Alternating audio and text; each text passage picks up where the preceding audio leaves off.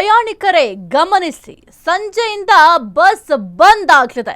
ಇನ್ನು ಸಂಜೆ dead line ಇಲ್ಲದಿದ್ರೆ ಬಸ್ ಓಡಾಟಕ್ಕೆ ಬ್ರೇಕ್ ಬೀಳುವ ಚಾನ್ಸಸ್ ಇದೆ.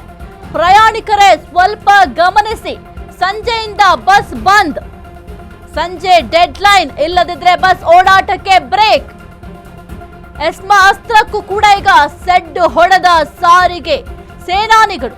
ರಾಜ್ಯ ಸರ್ಕಾರದ ವಿರುದ್ಧ ಸಾರಿಗೆ ಸಿಬ್ಬಂದಿಗಳ ಸಮರ. ಸರ್ಕಾರದ ಭರವಸೆ ಒಪ್ಪದ ಸಾರಿಗೆ ಸಂಘಟನೆಗಳು 38 ತಿಂಗಳ ಹಿಂಬಾಕಿ ಮತ್ತು ವೇತನ ಪರಿಷ್ಕರಣೆ ಮಾಡಲೇಬೇಕು. ಏಕಪಕ್ಷೀಯ ತೀರ್ಮಾನವನ್ನ ತಿರಸ್ಕರಿಸಿ ಪ್ರತಿಭಟನೆ ಮಾಡ್ತಾ ಇದ್ದಾರೆ. ಜಂಟಿ ಕ್ರಿಯಾ ಸಮಿತಿಯೊಂದಿಗೆ ಚರ್ಚಿಸಿ ಒಡಂಬಡಿಕೆ.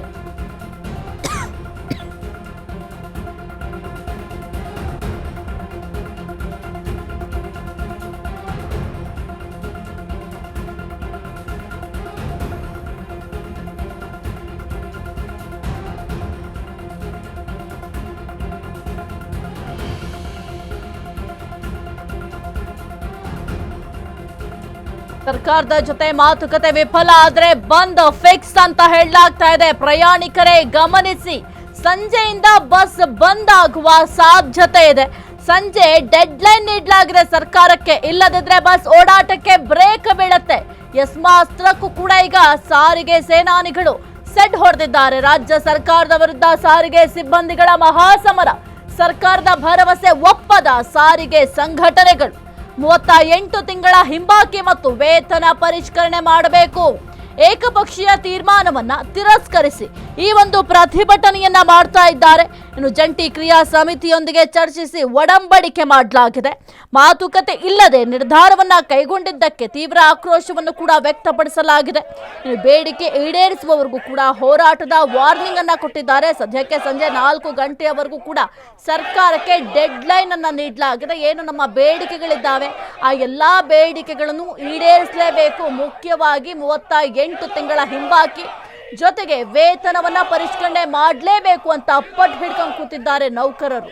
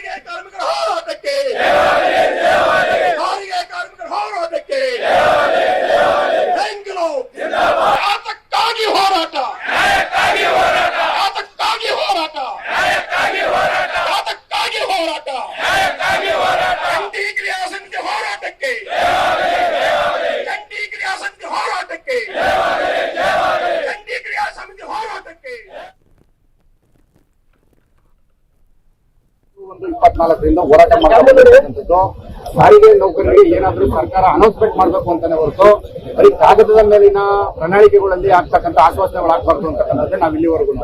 ಸನ್ಮಾನ್ಯ ಮುಖ್ಯಮಂತ್ರಿಗಳ ಅಧ್ಯಕ್ಷತೆಯಲ್ಲಿ 4 ಮಾತುಕತೆಗಳಾಗಿದೆ. ಸಾರಿಗೆ ಸಚಿವರ ಜೊತೆ 6 ಮಾತುಕತೆಗಳಾಗಿದೆ. ಅಲ್ಲಿಯೂ ಸಹ ನಮಗೆ ಸಾರಿಗೆ ನೌಕರ ಸಮಸ್ಯೆಯನ್ನ ಇತ್ಯರ್ಥಪಡಿಸೋದ್ರಲ್ಲಿ ತಾರತಮ್ಯ ಮಾಡಿದ್ರಿಂದಲೇ ಇವತ್ತು ಫ್ರೀಡಂ ಪಾರ್ಕ್ ಚಲೋ ಅಂತಕ್ಕಂಥ ಕಾರ್ಯಕ್ರಮವನ್ನು ಒಪ್ಕೊಂಡಿರೋದು.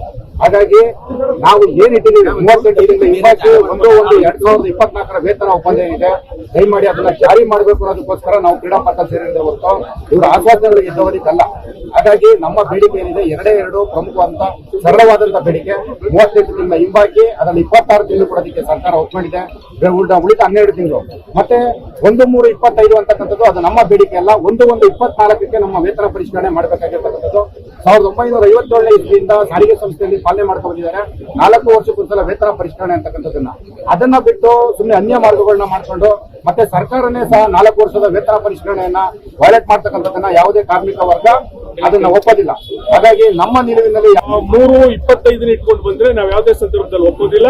ಅದರಿಂದ ನೀವು ಕೂಡಲೇ ಮಾತುಕತೆ ಕರೆಯುವಂಥದ್ದು, ನೀವು ಎಲ್ಲವನ್ನೂ ಕೂಡ ನಿಮ್ಮ ನಡೆ ಮೇಲೆ ನಾವು ತೀರ್ಮಾನ ಮಾಡ್ತೀವಿ. ನಾವು ಮಾತುಕತೆಗೆ ಹೋಗೋದಿಲ್ಲ ಅಂತ ಹೇಳೋದಿಲ್ಲ. ಯಾಕಂದ್ರೆ ಎಸ್ ಎ ಟ್ರೇಡ್ ಯೂನಿಯನ್ ನಾವು ಏನೇ ಹೋರಾಟ ಮಾಡಿದ್ರು ಕೂಡ ಅಂತಿಮವಾಗಿ ನೆಗೋಸಿಯೇಷನ್ ಮಾಡೇನೆ ಶುರು ಮಾಡಬೇಕು. ಆದ್ರೆ ಸರ್ಕಾರದ ಮೇಲೆ ನಮಗೆ ನಂಬಿಕೆ ಇಲ್ಲ. ಸರ್ಕಾರದ ಮೇಲೆ ಅಲ್ಲಲ್ಲ, ಬರೀ ಮಾತುಕತೆ ಮಾಧ್ಯಮದ ಮುಂದೆ ಸಚಿವರು ಹೇಳಿದ್ರೆ ನಮಗೆ ನಂಬಿಕೆ ಇಲ್ಲ. ಯಾಕೆ ಅಂತ ಹೇಳಿದ್ರೆ ಇದು ಮೊದಲನೇ ಸಲ ಅಲ್ಲ. ನಾವು 1/1/24 ಇಂಥ 10 ಘಟನೆಗಳನ್ನ ಮೊನ್ನೆ ಮುಖ್ಯಮಂತ್ರಿ ಅವರು ಕರೆದವ್ರೆ ಅಂತ ಗೌರವ ಕೊಟ್ಟಿದ್ದೀವಿ, ಮೊನ್ನೆ ಸಾರಿಗೆ ಸಚಿವರು ಕರೆದವ್ರೆ ಅಂತ ಗೌರವ ಕೊಟ್ಟಿದ್ದೀವಿ. ನಾವು ಎಲ್ಲ ಗೌರವವನ್ನ ಸರ್ಕಾರಕ್ಕೆ ಏನ್ ಕೊಡ್ಬೇಕೋ ನಾವು ಕೊಟ್ಟಿದ್ದೀವಿ ಜಂಟಿ ಕ್ರಿಯಾ ಸಮಿತಿಯಿಂದ. ಆದ್ರೆ ಅವರು ಈಗಲೂ ಬರೀ ಭರವಸೆ ಮೇಲೆ ಏನಾದ್ರು ಬಂದ್ರೆ ನಾವು ಖಂಡಿತವಾಗಿ ಒಪ್ಪೋದಿಲ್ಲ. ನಮ್ಮ ಕಾರ್ಯಕ್ರಮವನ್ನು ಮುಂದುವರಿಸ್ತೀವಿ. ಹೇಳಿಕೆಯನ್ನು ಕೊಟ್ಟಿದ್ದಾರೆ. ನಾವು 26 ತಿಂಗಳು ನೀಡಿದ್ದೇವೆ, ತಗೋಬೇಕು. 38 ತಿಂಗಳು ಬಾಕಿ ಇರುವ ಅರಿವೇಸ್ನ ದಯಮಾಡಿ ನೀಡಿ ಸ್ವಾಮಿ. ನಾವು ಸಾಕಷ್ಟು ಬಾರಿ ದುಡ್ದಿದ್ದೀವಿ. 38 ತಿಂಗಳು ಬಾಕಿನ ಹಣ ಉಳಿಸ್ಕೊಂಡಿದ್ರೆ ನೀವು ಶಕ್ತಿ ಯೋಜನೆ ಯಶಸ್ವಿ ಆಗಕ್ಕೆ ಕಾರಣ ನಾವೆಲ್ಲ ಕಾರ್ಮಿಕರೇ ಹೊರತು ನೀವು ಸ್ಟೇಜ್ ಸಮಾರಂಭಗಳಲ್ಲಿ ಸಂಭ್ರಮಾಚರಣೆ ಮಾಡಿದ್ವಿ, 5 ಕೋಟಿ ಟಿಕೆಟ್ ಹೊಂದಿದ್ದೀವಿ, ನಾವು ಯಶಸ್ವಿಯಾಗಿದ್ದೀವಿ ಅಂತ. ಆದ್ರೆ ಆ ಯಶಸ್ವಿ ಕಾರಣ ಕರ್ತೃನೇ ಮಾಡ್ತಿಲ್ಲ. ಒಂದು ಕನಿಷ್ಠ ಪಕ್ಷ ಒಂದು ಸಿಹಿ ಕೂಡ ನೀಡಿಲ್ಲ. ನಮಗೆ ಸಿಹಿ ಕೂಡ ಸಭೆ ನಮ್ಮ ಹಳೆ ಬಾಕಿಯನ್ನ ಕ್ಲಿಯರ್ ಮಾಡಿ ನಮ್ಮನ್ನ ನೆಮ್ಮದಿಯಾಗಿರಲಿ, ನಾವು ನೆಮ್ಮದಿ ಮಾಡ್ತೀವಿ ಅಂತ ಸಂದರ್ಭದಲ್ಲಿ ಹೇಳ್ತೀನಿ. ಮತ್ತೆ 1,15,000 ಅಧ್ಯಯನ ಮಾಡಿ